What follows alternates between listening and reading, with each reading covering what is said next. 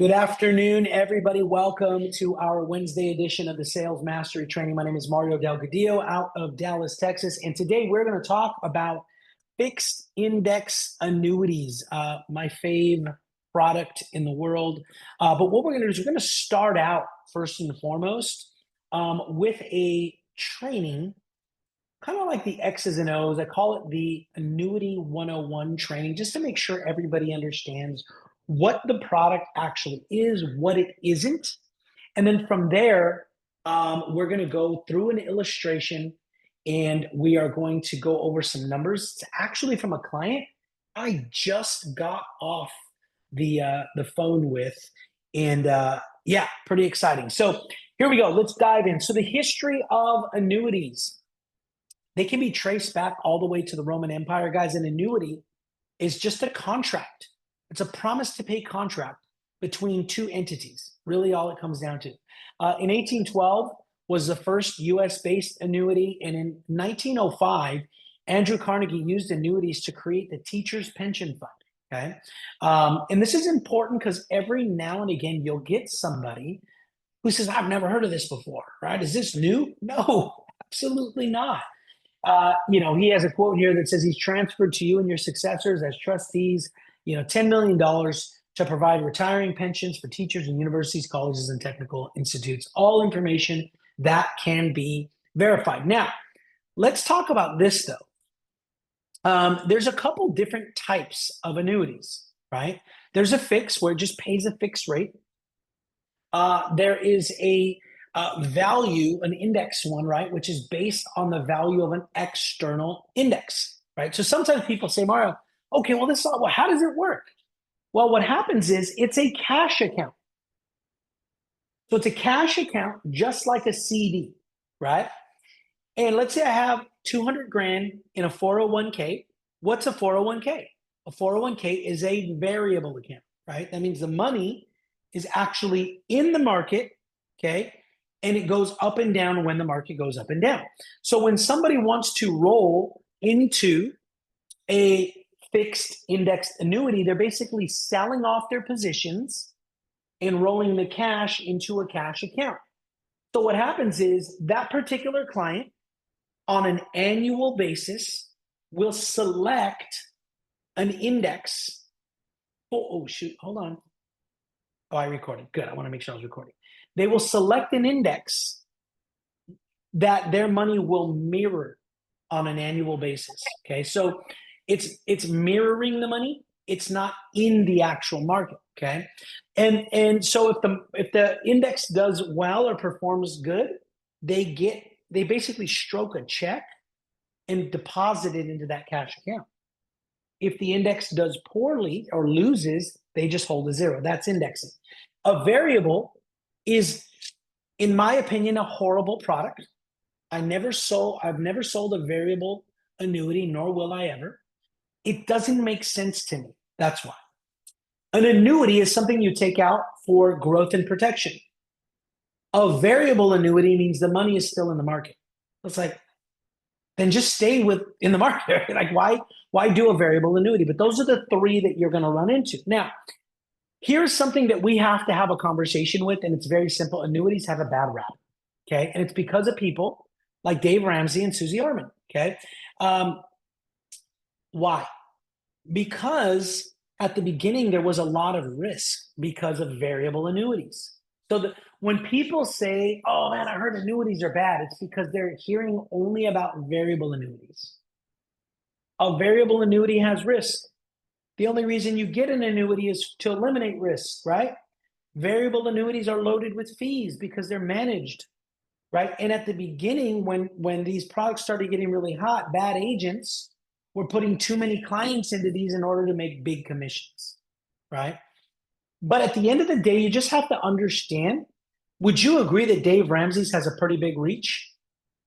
Yeah, a lot of people trust him. He doesn't sell them. So he puts out a lot of marketing that says that annuities are bad, but he's particularly talking about variable annuities, okay? So now, two types of money to understand, okay? Number one is there's qualified money, and number two, there's non-qualified money. Qualified money is money that is tax deferred, kind of like a 401k, 403b, or that's in a traditional IRA. And non-qualified money is money that you've already paid taxes on. Okay. So that's like cash, basically. The one thing you have to know is that these two types of monies cannot be mixed. So every now and again, you'll run into a client that says, hey, I've got 200 grand in a 401k and I've got $100,000 in cash. Can I put them both together? No. You can put them both into fixed index annuities, but they have to stay separate because of the taxes. Okay. Now, you have what's called a SPIA, which is an immediate annuity. Okay. Single premium immediate annuity. And that means that they're dropping in premium one time in one lump sum, and income payments start at year 2. Okay. And this is guaranteed income options are available on these as well. The next is called an MYGA, right? Which is, this one is a fixed annuity, right? So it has a fixed rate and your money grows tax deferred. So sometimes people put their money in there. Now, by the way, fixed index annuities have a fixed option. So every single year you can change your index. Let's just say next year you think that the market's going to tank. That client can choose the fixed option year 2. And you'll see it on there. It'll say the fixed option is going to be at 4.1%. So instead of taking a 0, which is what they believe is going to happen, they would take a 4.2 that year, right? Now, nobody has a crystal ball. So they take a 4.2, but the market goes to 20, they're going to be mad, but they're still going to get their 4.2. Okay. Now, a fixed annuity is like an alternative to a CD. Very safe, very steady growth. And there's also guaranteed income payments and options here. So now before we move forward, right, let's make sure we understand the difference between a market strategy and an index strategy. The client I'm going to talk to you guys about right now, okay, I hit market-based products versus retirement-based products or guaranteed products very heavy in my explanations, in my presentation. I did a really good job of helping them to understand there is a divide here. Market strategies are investments. We use index strategies to make you retirement money, right? I even went as far as telling them during our conversation, you've got categories, right? You've got your investments where maybe that's some of your stocks. You've got some ETFs, some crypto, right? IRAs. You've got guaranteed retirement money. That's what falls there. Social Security, VA benefits, disability, pensions, and your fixed index annuities. They are completely separate because a market strategy, okay, is basically what they're going to get with a financial advisor, right? Now, not all market strategies are extremely volatile, right? Some of them are conservative, right? But conservative doesn't mean guaranteed. Conservative simply means that it's less likely to lose, right? Whereas an index strategy, it's a cash account and it gets credited growth on an annual basis when the market bears a return, and when the market drops, it holds, okay? So what is indexing, guys? Real simple. You choose an index like the S&P 500. Your money is not in the S&P 500, but you get a return based on the performance of the index. It mirrors it, right? So your money grows however the index performs up to a limit or a cap if applicable. So there are indexes that give you a cap. Some index give you a top cap and a bottom cap, right? What is a bottom cap? That means that no matter what, you're always going to get 3% growth, okay? I've never seen one with a bottom cap that has no cap on top. Because if they're going to guarantee you 3% growth or 4% growth every year, they're not going to give you 22, 23% as well. They're going to cap you at like 12 or 13, right? So remember, if you guys have ever seen me say to a client, in fact, let me show you what I mean. The client was asking about a 4% growth, the one that I'm going to go over with you right now.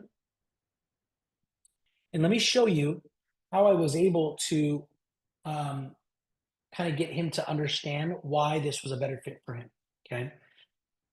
So if you go here,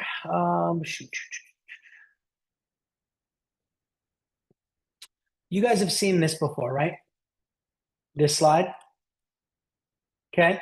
So this is how 1 year point to point works with a 0% bottom and no cap on the top. Point to point, in the first example, there was a 10% rate of return, right? 5 to 10 was 10% plus. Then you multiply by 170, comes out to 17%.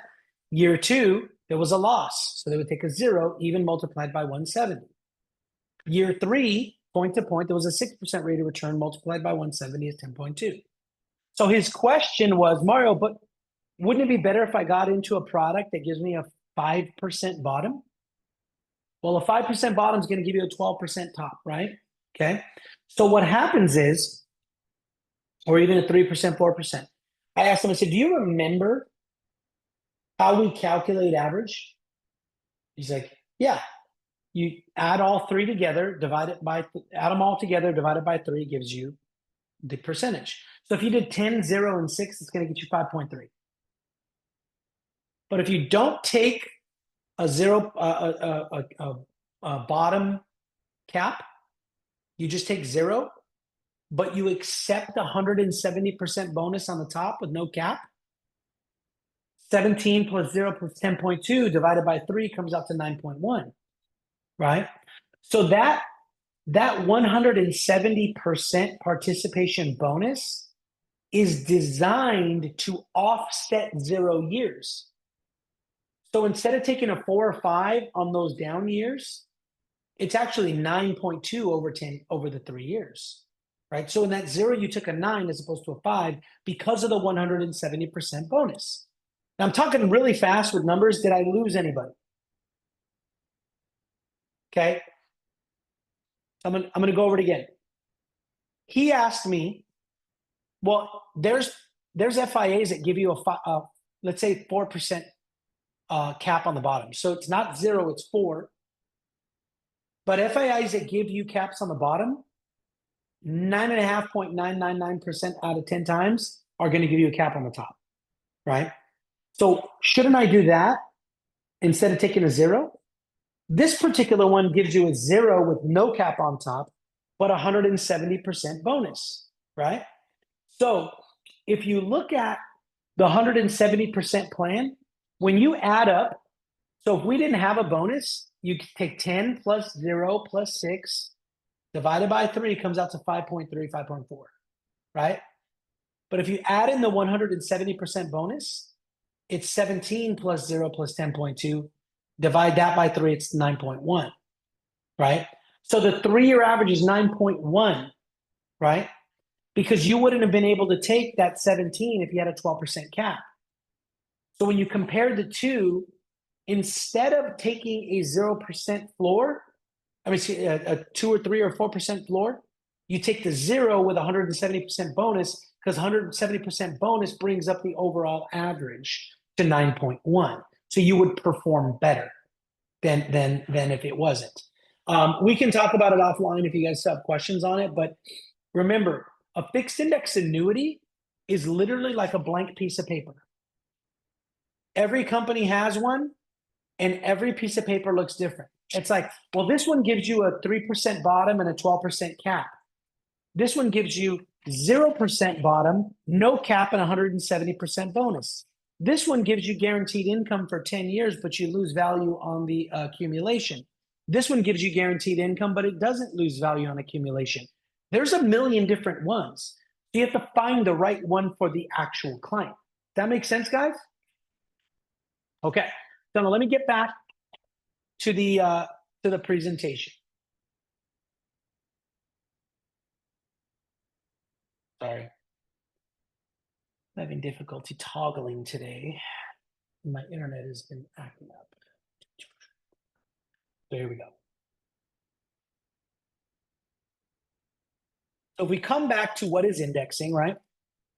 So you earn complete downside protection from market downturns, and it's like having a guaranteed floor of 0. Now, again, some of them have downside protection as far as guarantees. Some of them might have a floor of 3, right? So even if there's a minus 12, they're going to get a 3 instead of a 0, right?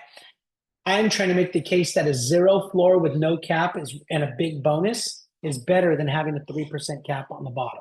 Okay.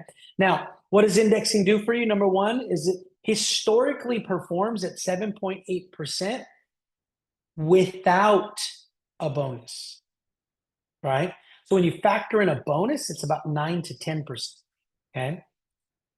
Protection from market downturns, no contribution limit, so you can continuously add to these. As long as it's like money, right? Qualified to qualified, non-qualified to non-qualified. No age restrictions, no RMDs, right? You have no underwriting as well because it's not an insurance product.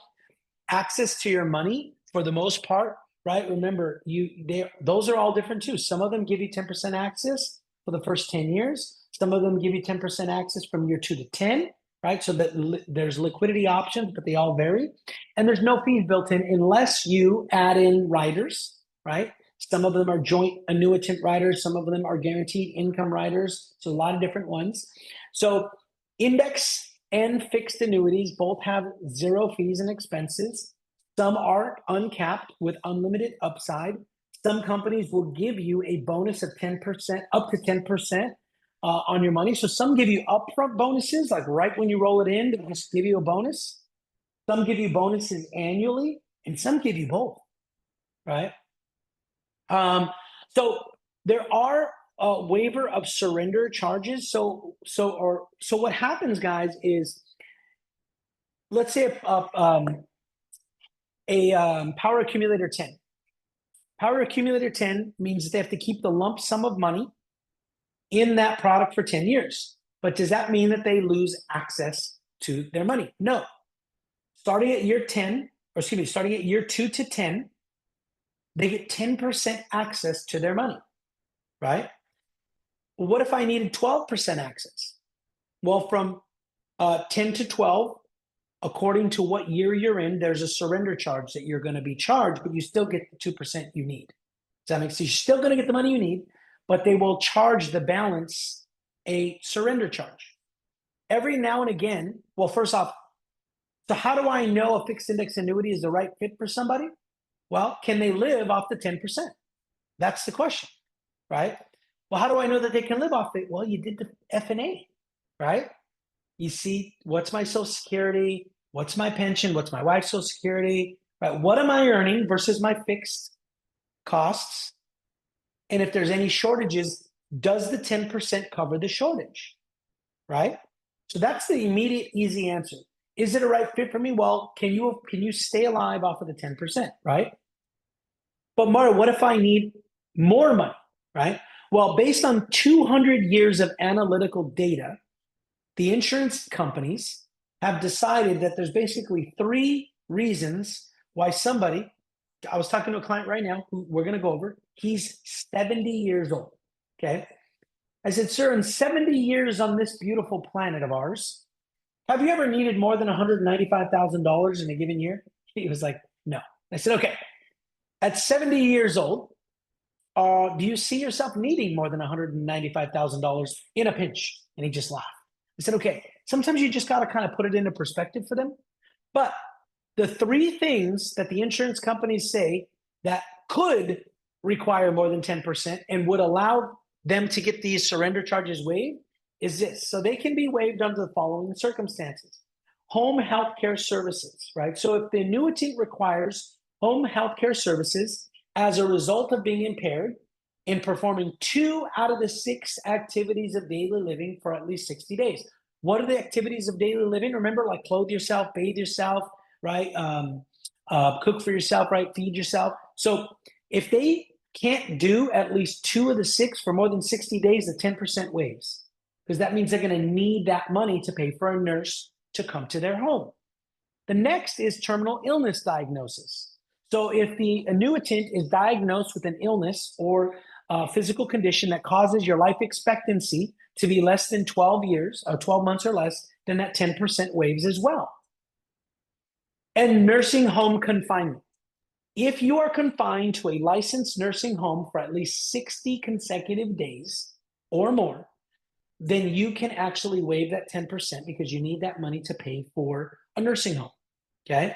So these are the 3 reasons why the surrender charges would be waived. Now, 401k versus annuity, right? So basically this can be market-based products, which are variable, right? IRAs, ETFs, stocks, crypto, whatever it is.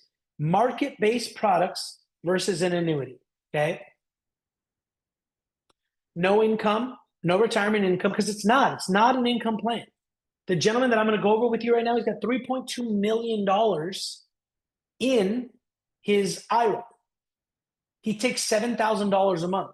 And I was like, okay, where'd that number come from? And he was just like, I don't know. It's not a plan. There's no rationale behind it. Why don't you like that plan anymore? He goes, because the market could crash. They're charging me fees, inflation, right? I'm just worried that I'm not going to be able to live. It's not going to be able to sustain, right? So an annuity is guaranteed income. Now, high fees, no fees, unless you add riders. Tax deferred still stays tax deferred, so that doesn't change. From moving from one to another doesn't put anybody in a tax liability. Tax twice at death, right? Which is you're going to pay a death tax, an inheritance tax, and an income tax. Here, the beneficiary only pays the income tax. Both still would apply if you rolled in an IRA, okay? This is important. If you roll an IRA, they still have to abide by the 59.5 rule, okay? If you roll a 401k, however, right, because let's say Eddie asked this question yesterday. Let's say you're 50 and you move jobs. Can I roll that into a fixed index annuity? Yes. Do I have to wait to 59.5? No, because now it's free. It's open, okay? Life insurance company safety, this is important. Annuities are not FDIC insured, but compared to commercial banks and investment firms, life insurance companies' solvency record has been flawless even during hard economic times. In fact, a large percentage of life insurance companies are over 100 years old. And in a 2008 financial crisis, only one life insurance company became insolvent. That was AIG, while 465 banks failed. But do you guys know why AIG got that close to folding? Anybody? The mortgage division. So AIG got so big that they actually opened up a traditional financial services branch. And during the 2008 crisis, the mortgage division folded like a paper napkin and almost brought the whole house down. So if you really want to talk about it, the insurance company itself was perfectly fine. It was the mortgage division that folded. Why? Because it's actually governed by different laws, right? So banks versus life insurance companies protection, instead of federal regulations, each state has an insurance department who's responsible for enforcing strict regulations on life insurance companies. One of the strictest is the most important, in my opinion, is the dollar for dollar reserve. So the company must keep $1 in reserve for every dollar it guarantees that they made to contract owners. So if I have $1 million that I roll in, the company has to keep $1 million in the bank. Okay. Now, how does that differ from banks? Well, banks only have to keep 10% in reserve for every dollar. So if I rolled $1 million into a bank, they only have to keep 100 grand on hand. What happens to the other 900,000? It's leveraged. They lend it, right? They invest it. So what does that mean for somebody like my client who has $3.2 million? Well, what about FDIC insurance? Protected. FDIC insurance is $250,000 and their backup plan is $500,000. So you have $3.2 million in your portfolio. You have massive exposure should something happen, right? By the way, just as a side note, I'm going to show this to you. I had a client that we were on the phone and he said, is this FDIC insured? I said, no. I said, but FDIC insurance is really not coverage. But when we meet, I'm going to explain to you why this is actually safer. Okay, cool. Then he sends me a message and says, sir, go ahead and cancel my appointment. I don't feel comfortable that it's not FDIC insured. And I'm like, I said, sir, what I'm going to show you is about 100 times safer than FDIC insurance. It doesn't cost you anything to jump on and get the information. If you're still not comfortable with it, then fine, walk away. And he says, no, I don't want to do that unless I know what it is. Send me something. So here's what I did. Research BlackRock. BlackRock backs up what I'm going to show you. Am I lying? No. BlackRock is the money management firm for F&G. He texts me back, okay, we're on. It's just the easy way to get around having to like sit down and explain to them about, the state guaranteed fund and about, fractional reserve banking. So that was just quick. And I just thought of it today and I wanted to get it to you. I just told him to research BlackRock because BlackRock manages their money. And he was like, oh, okay, we're good. Yeah, $34 trillion under management. I think they're pretty safe. So any questions on what we've covered as far as like the X's and O's of the annuity, right? Anything you learned new that you didn't know before? Go ahead, Jackie. Could you have more than one annuity at a time? Absolutely. Okay. And then Yeah. could it be the same, or like it has to be like a Power 10 and then like a different one? No, you can have tons of different ones. Okay, cool. Yeah. Yeah. They're all built for different reasons. So like I have one client that wanted a certain amount of money that he takes immediate income on. We did the flex accumulator. I had another client that same client wanted to do a power accumulator because a larger sum, he kind of wanted to just set it and forget it and get as much growth. So he did that one, right? I have another client, it's a couple, they have four, right? Each one of them had their 401ks put in, and then they both had their Roths put in. And in their Roths, they wanted guaranteed income from that, but the other ones, they wanted to kind of set it and forget it. So there's no like rationale or stipulations on how many they can have and what type they have to have. It really just comes down to what they're trying to accomplish. Okay. On the bonus, is that year after year or just first year? Every single year there's a bonus. Okay. Now the bonus fluctuates. Good question. The bonus fluctuates every single year. Okay. Now people say, well, Mario, like, can you send me a historical average of the bonus? Unfortunately, they don't put that out. Okay. So here's what I tell folks. I've been selling this one particular product for at least 5 years.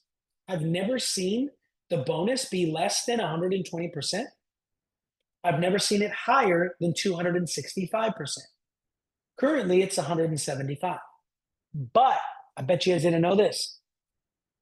There's a 40% bonus guarantee on the product. Now, Mara, 40% doesn't sound as sexy as 175. I get it. But 40% is way better than the 0% that you're getting right now at Schwab or Empower, right? Yeah. So they're like, oh, yeah, think about that, right?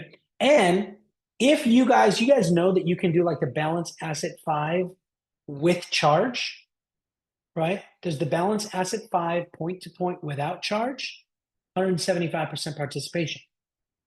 That one has a 40% guarantee.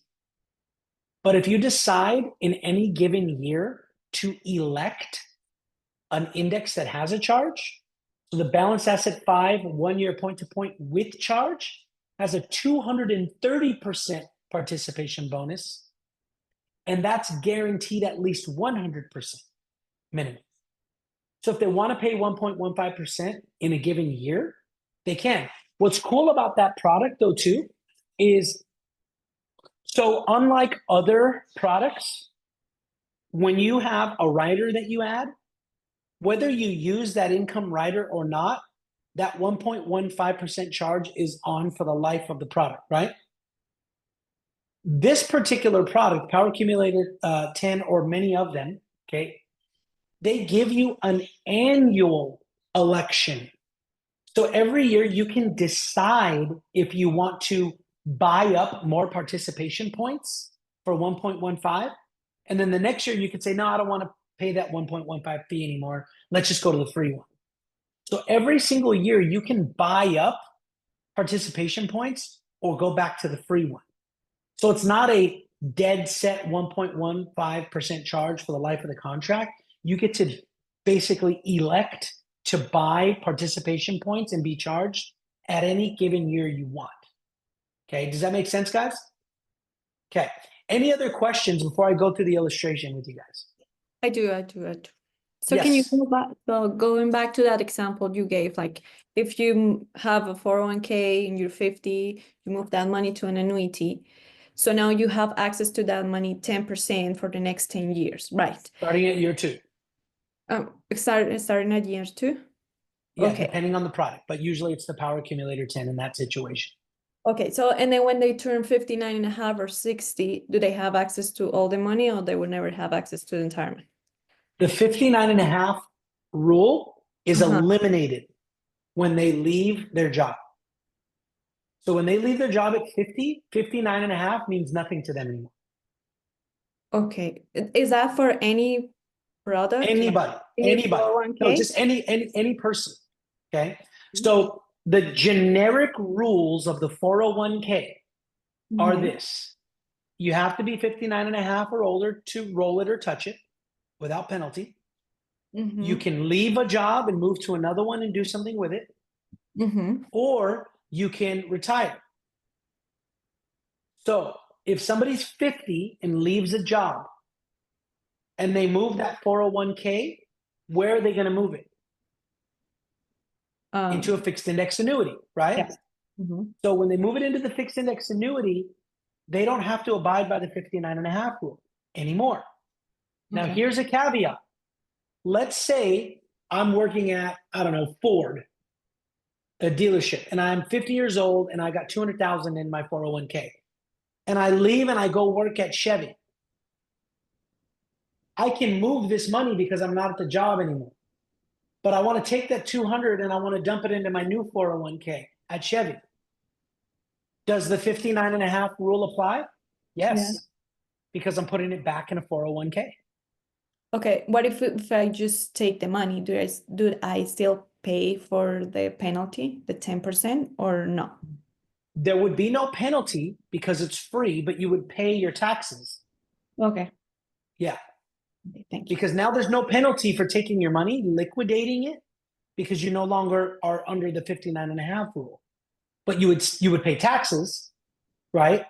So I have never been a fan of telling a 50-year-old to cash out their 401k, ever. What I will say is, yeah, now you have an opportunity. If you have some debt, you'll see people say, yeah, I've got 230,000 in there, but I'm going to pull like 30 grand out to pay off some debt, but I'm going to put 200 some, I'm going to move the rest. Perfect. Take your 30,000, pay your debt, right? And then put the rest in a fixed index annuity.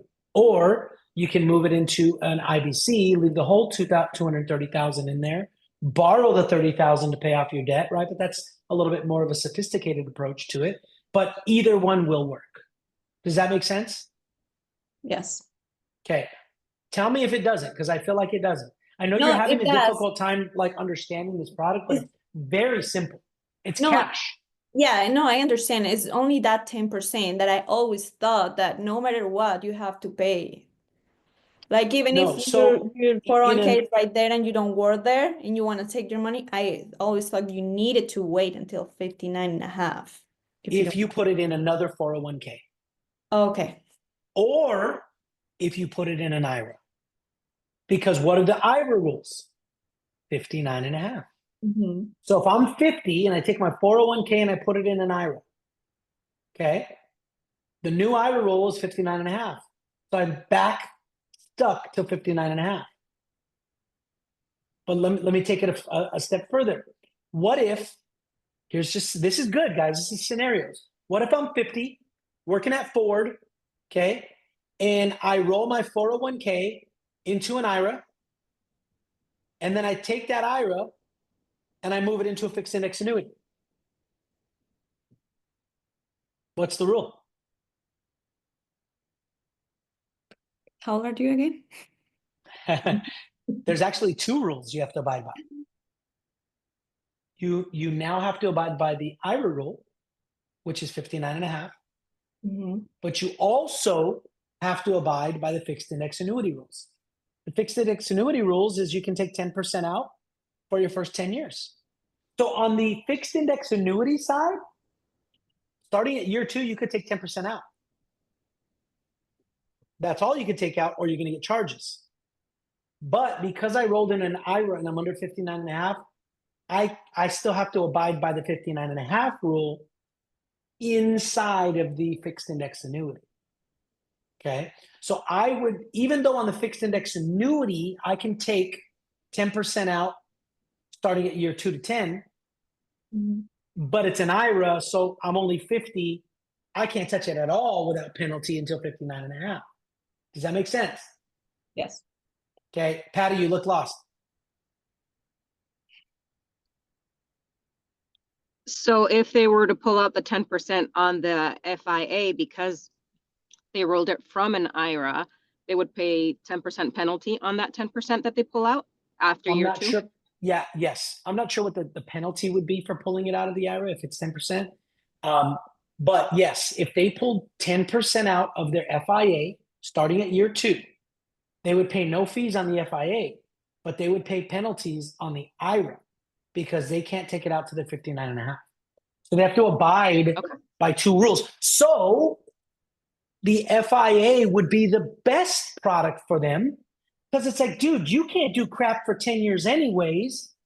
So put it here, grow it, no volatility, no fees, and a bonus. And, then in 10 years, you have full liquidity. Because in 10 years on the FIA, there's no charges at all. And there's no 10% rule. So for someone in that situation, it's the perfect fit. Probably better too, because somebody who's 50 is usually going to go back to work. So it's not even like they need retirement income, right? Does that make sense? Somebody who's 50, probably going to go back to work, probably till 60. So it's like, yeah, you can't touch it to your 59 and a half anyways, but you don't need it till then because you're still young. You're going to be working anyways, right? So in my opinion, a 10-year annuity for that particular client would be the perfect fit because what would you rather do? Leave it in the market and get charged? The fees for money under management, leave it in the market and have volatility, or just put it here and let it grow, right? And in 10 years from now, when you're 59 and a half, now you have no fees and no 10% shackles anymore. Does that make sense? So you'll get it. You'll see as they come. There's certain things you got to mess with and it's all very simple. Once you get it down, it's not difficult. But yeah, I mean, I think I wrote annuities for like 8 months before I knew that you can roll an IRA before 59 and a half. Yeah, you can roll an IRA before 59 and a half. You just can't touch it until 59 and a half. Right? I didn't even know that. So I probably turned away people who had IRAs and I was like, oh yeah, you can't do anything when you're 59 and a half, when in fact I could have. Okay. Any other questions? You good, Karina? Okay, good. Priscilla, you good? Okay. Eddie? You just answered the question I had in my head, so Okay. we're good. All right. I wanted to go through this illustration, but I don't know that we have enough time. So I'll talk about the philosophy. So the client I had is 70 years old. Okay. It's from Midland, Texas. Okay. West Texas. Have you guys watched Landman? You guys watch Landman on Prime? Okay. That's Midland. Okay. So oil fields, very blue collar. He's a lawyer. He's got a portfolio with Empower, which is a traditional securities company. And it's got 3.2 million in the portfolio. He's getting charged about 0.79%, so just under 1%. It's comprised of a traditional IRA. It's got some crypto. It's got a lot of different mixes of stocks and bonds. He says he runs like a 60-40 mix where 60% is considered conservative, 40% is a little bit more aggressive, but he said it's still not that aggressive. Wife passed years ago, never remarried. 2 kids that are grown. And so from an income perspective, he takes $7,000 a month from his IRA, okay, which is that 3.2 million. He also collects $2,800 from Social Security. So that puts him at like almost 10 grand. And then he takes another 2,500 from his job because he still works. He's a lawyer. His overhead, so that puts him about 7, 8, 9, 10, about 12,000 a month. His overhead is 4,000. Okay.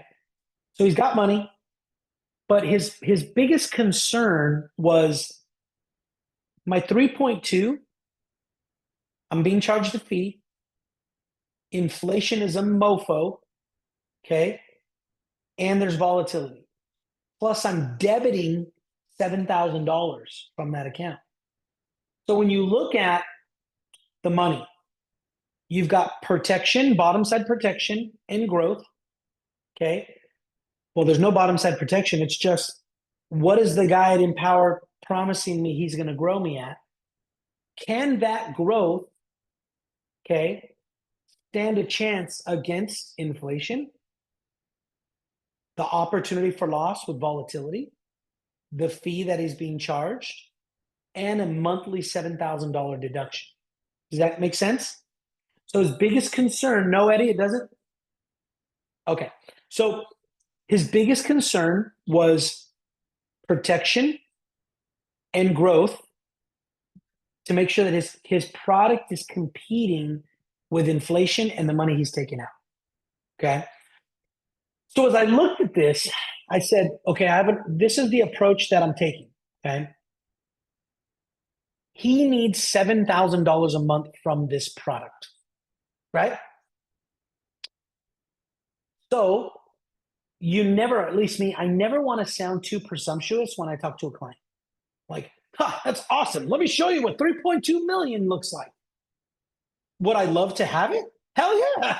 I'd love to take 3.2 million at 7.5%, but I'm not going to do that. I drew them up two scenarios. I said, let's look at 1 million and let's get 1.6. 1.6 is half, bare minimum $1 million. Why? And this is why I hit it hard. My job is not to be an investment advisor. My job is to create a plan so that, sir, no matter what happens in this crazy world we live in, you and your retirement check are immune from it. So if the United States got bombed, the market's going to crash, right? Things are going to go crazy. Trump got assassinated, economy's going crazy. No matter what happens, sir, if you secure $1 million, you're protected for the rest of your life, forever. You have to worry about anything. You do 1.6, it's even better. So then here's how I connect the dots, right? So I showed him this particular illustration to start.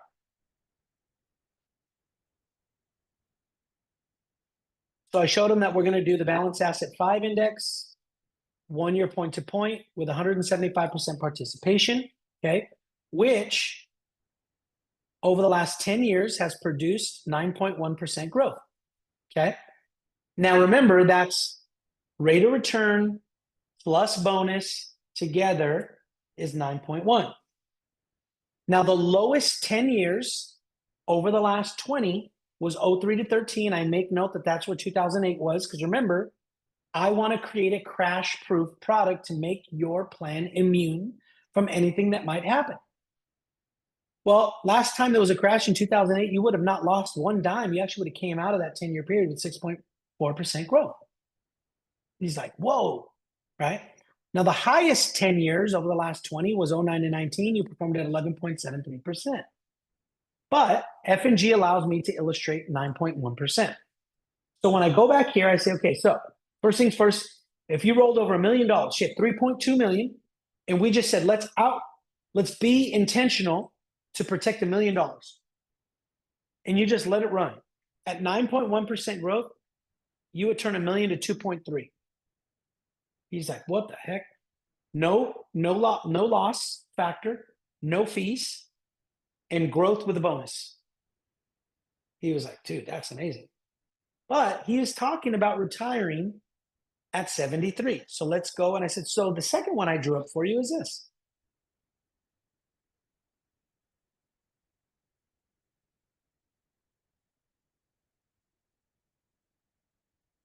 So if you rolled in $1 million, let it sit for a couple of years, and retired at 73, you could take $122,000, which is 10% of the account value. So 122,270 divided by 12 is 10 grand. So connect the dots. So you're taking 7 now, right? from this account. This is taking 1 million of it and starting to take 10. So you're going to make more money from this account. Plus you still have, okay, your Social Security. And he said he's probably going to work part-time. He's like, fits. This is exactly what you need. Then I said, okay, let's look at your rate of return. So in 10 years, you only put in $1 million, right? Out of the 3.2. You took income from 3 to 10. So you took income for 7 years. You've lived on 977,000. You still have the original million sitting in there. If you live to 90, you've lived on 2 million and you still have 857,000 in there. But he actually appreciates, he's like, so let me get this straight, Mario. You're not trying to tell me to do anything with the other money. No, I'm not. The 3.2, I'm just saying take $1 million or 1.6, guarantee it. Do whatever else you need to, because that's not my job. I'm not here to be your investment. Yeah. That's why I don't charge you money under management. My job is to grow you a check under the guaranteed categories. Social Security, pensions, fixed index annuities, VA benefits, whatever it is. Outside of that, now, to be honest, you can tell your Empower guy to go be a gangster. Go be aggressive if you want. Because no matter what happens, you're protected with this money. He was like, I like it. I like it a lot. So I said, so now, sir, I'm going to send these to you. I don't care if you do 1.6. I don't care if you do $1 million. To be honest, you said you needed 7,000, but you were concerned that in 7 years, 7,000 wouldn't have the same amount of buying power because of inflation, right? Yeah. So $1 million puts you at 10,000 a month. You might come back and say, let's do 600,000. Let's do 800,000. That's up to you. You might come back and say 1.2. I don't care. I just want you to know that you need to protect a portion of that particular portfolio. And he was like, yeah, gold.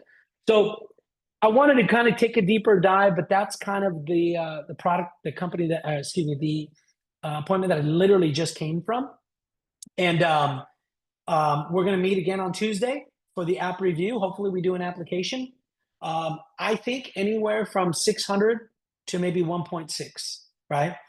So, and if you guys are checking and you're doing the math, if you did $1 million, you guys earned 6%. That's a $60,000 commission. So not bad, right? So we have 5 minutes. So let's do very quick takeaways. Okay. So, Eddie. I don't really have anything. I think it's just all